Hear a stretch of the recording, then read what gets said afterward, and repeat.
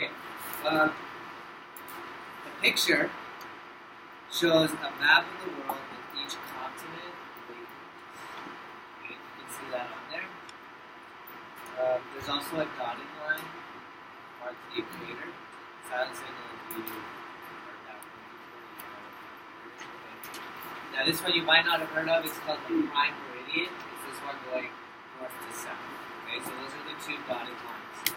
The question for you is, does anyone know where the South Pole is located? Keyword being south. Brianna.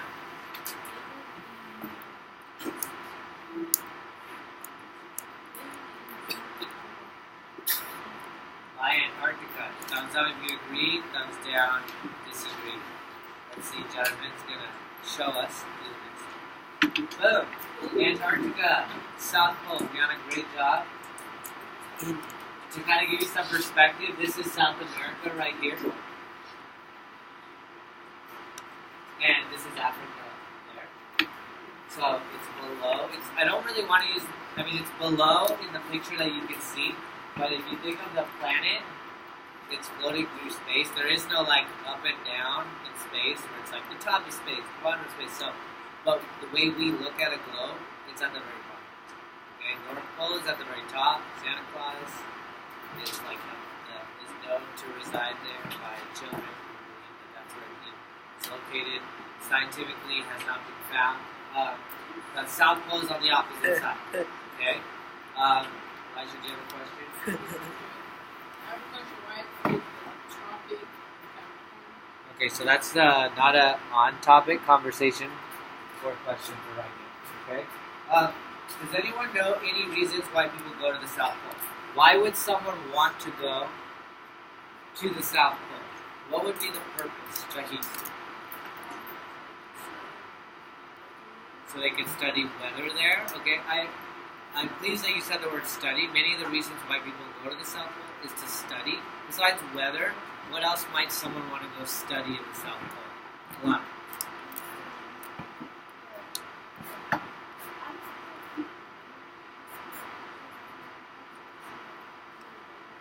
Okay, if there are people living there the way they live, what is living there if not people?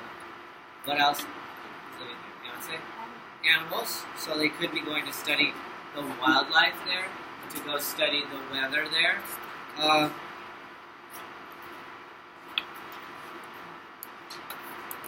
This is the line that I have to read.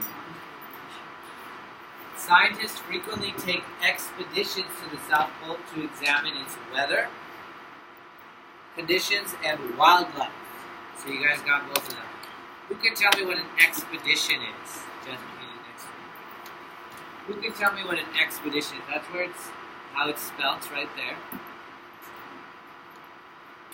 3, 4, 5 people. I'm going to wait till I have 5 more hands up. Who thinks they can tell me what an expedition is?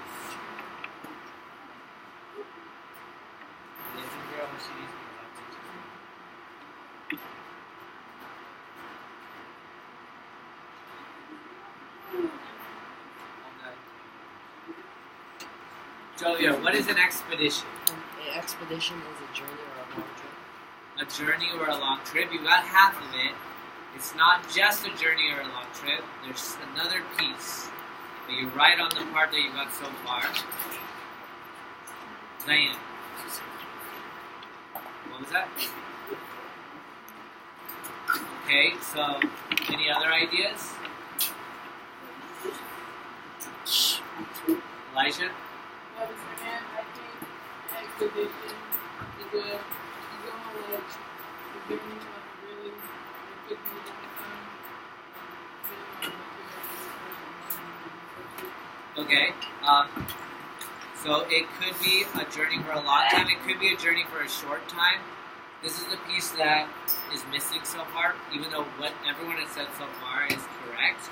An expedition is a journey undertaken by a group of people with a particular purpose. So they're going to do something. Like, I'm going to go study this. I'm going to go explore this. So sometimes it's an exploration expedition. Sometimes it's a study expedition. Go ahead. ahead and take 30 seconds. Explain what an expedition is to the person next to you. An expedition. Oh,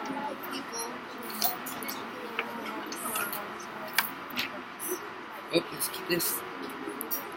Yeah.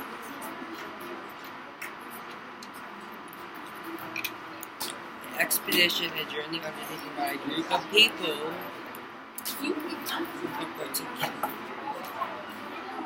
No, I'm looking for give me these.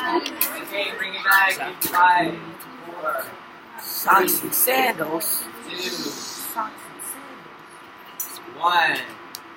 Thank you for bringing it back so quickly. What things, objects, supplies, what things do you think people might pack if they were to go on an expedition to the South Pole? Yes. I think they'll pack they'll pack some food Some food. because Okay. they'll get hungry. Because they'll get hungry. Any other ideas what someone might pack on an expedition to the South Pole? Assad? What was that? Extra coat or warm clothes?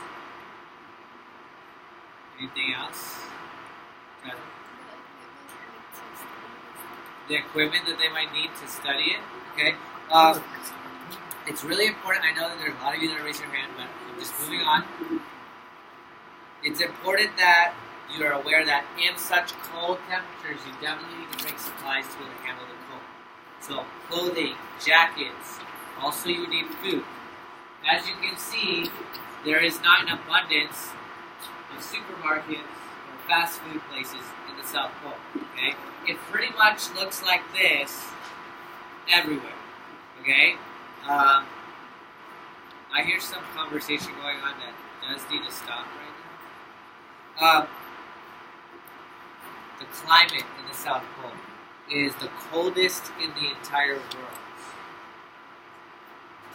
Okay, can anyone guess how cold it gets? South Pole. Just take a guess. Anthony. Negative 50 what? Degrees Celsius, okay? For those of you that don't know about how much that is, negative 50 degrees Celsius would be about negative 70 Fahrenheit. To give you an idea of how cold a freezer is, that's a freezer. This right here at your house is about 0 degrees Fahrenheit. That's about 0 degrees Fahrenheit. So that's like 20 degrees Celsius. Negative 18 degrees Celsius. 0 degrees Fahrenheit. This right here, this freezer, like if you ever stuck your hand in a freezer, it is colder, it is warmer than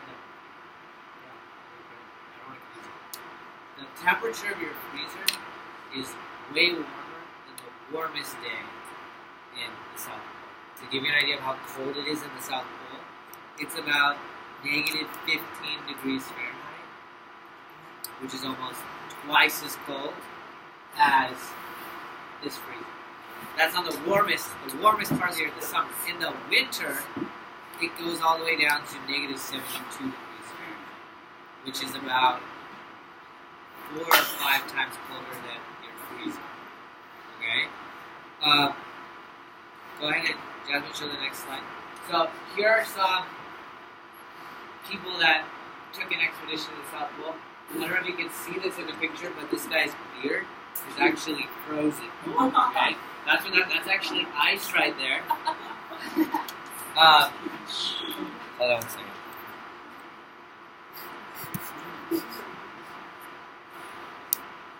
So,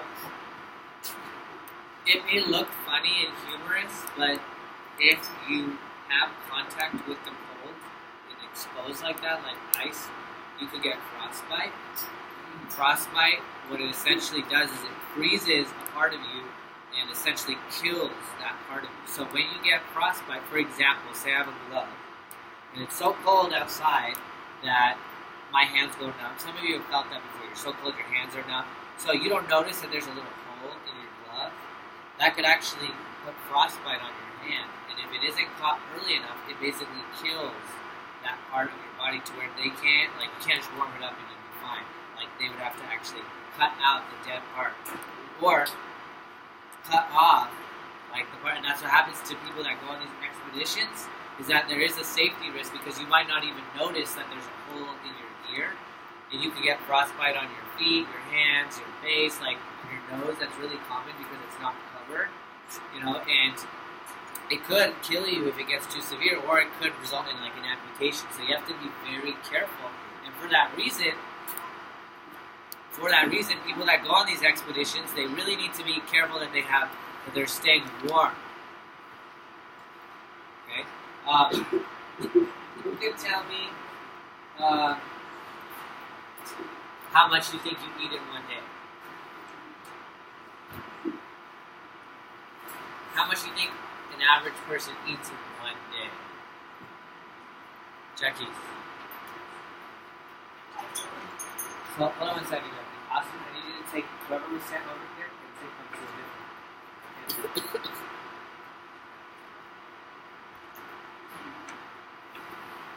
Let me rephrase my question. To stay warm or to survive, we need to eat, right? And we eat what are called calories. Well, calories are in food. That's the energy that food is giving you. Okay. So, does anyone know how many calories someone eats in one day to survive? Like how many calories on average we need? Is it like 100, 1,000, a million? How many calories do we need? Yeshua? Around 600. Around 600? That's a little less than it actually is. A little more than that. It's a good guess. And I had no idea before I learned about calories, like what was even reasonable. Tarek? It's actually more. The average human being eats 2,400 calories in one day. Now,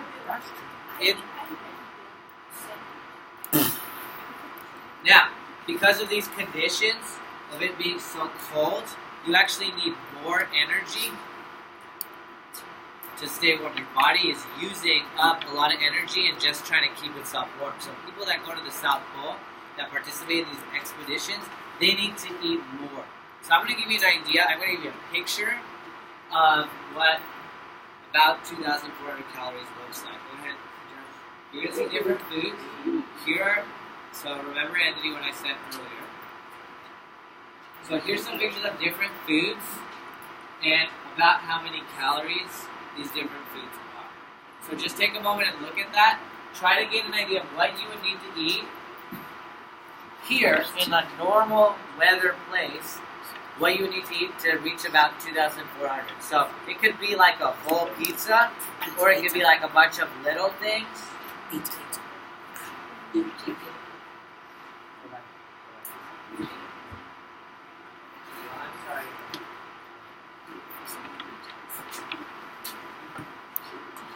make sure you make some extra tummy stuff.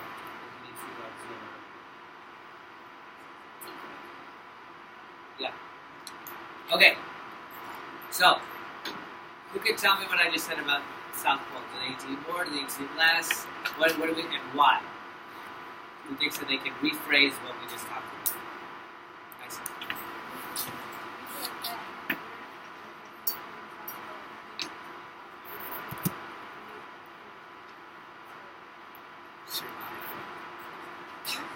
You need more energy to stay warm, okay? Your body is using a lot of energy trying to stay warm. You need to eat more.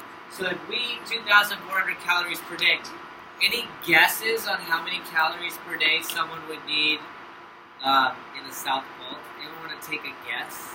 Decide.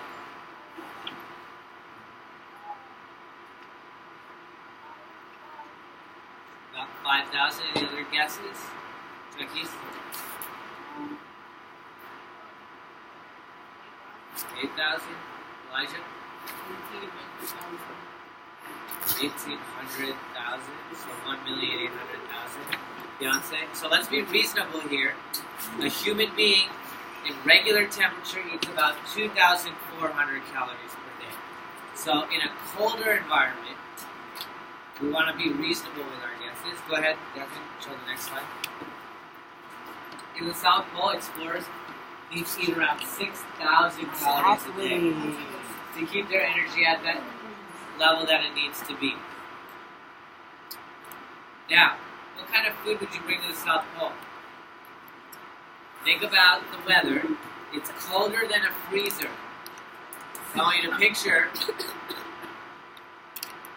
your food. Picture what could you eat, what would you bring to the South Pole? Tyard, what would you bring?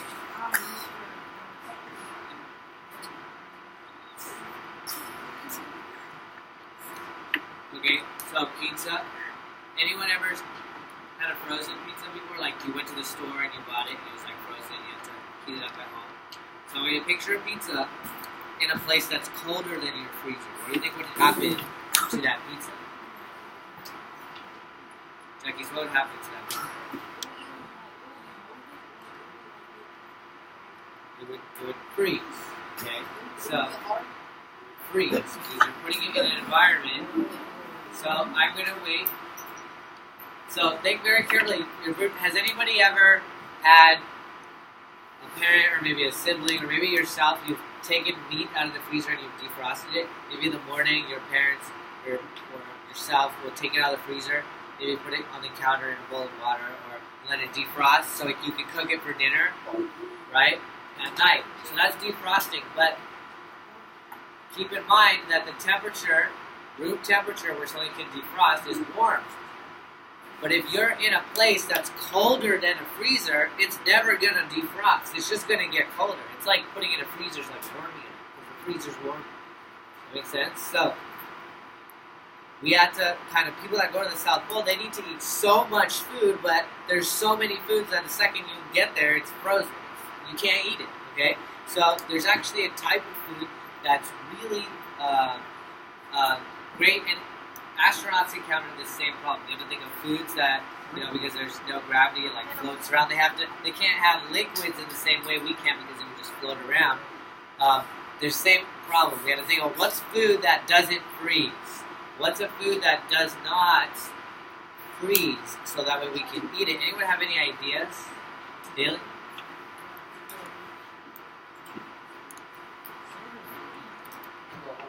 Sorry, I just called on you.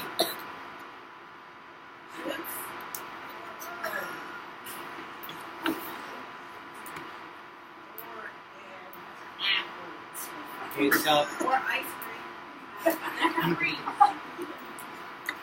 So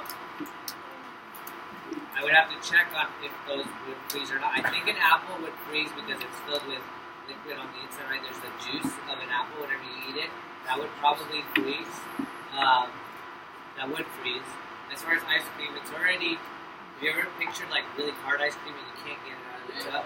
So this would be even harder. It would be like a block of ice. It would get really cold. So these are good suggestions. You're thinking the right way. There's actually a food that, there's a food developed by Native Americans. I want to make sure that I pronounce it right. It's called pemmican. And it is actually a form of dried meat. I want you to think of like, have you ever had like a jerky before? It's similar. It's dried. Or if you've ever had like a dried banana or dried apricots or any of those dried fruit, it's where you take the liquid out, but it still has the nutrients. But the liquid's out so it doesn't freeze. And so this is a dried meat. It has a lot of calories, but any dried product, it shrinks down. So it's not very heavy. It has a lot of calories, and it doesn't freeze. And I'm going to show you a picture in a moment. Hold on. In a moment, and you kind of will get the idea. It looks very similar to beef jerky. This is called pemmican. It's obviously like zoomed in on it. But I want you to picture like each of these is like a steak. But it's the liquid's been taken out, and it's like, but not like actual steak, but it's like the equivalent of nutrients. So explorers, you're not concerned about like, oh, how delicious is this? I don't know how good it tastes, but it's something that you're getting the energy that you need. It's not very heavy to carry, and it'll never freeze, so you can eat it whenever you're hungry. This is kind of like the food of choice. Okay, it's basically the perfect food for South Pole explorer. Anthony, question? Could you bring like Okay, so we'll hold on to that question. I'll come check in with you in a little bit. I just want to wrap this up. Today, we completed an activity about taking a trip to the South Pole. These ideas may help you when you complete your performance task. You are now ready to complete the South Pole Performance Test, which you will do tomorrow. Okay?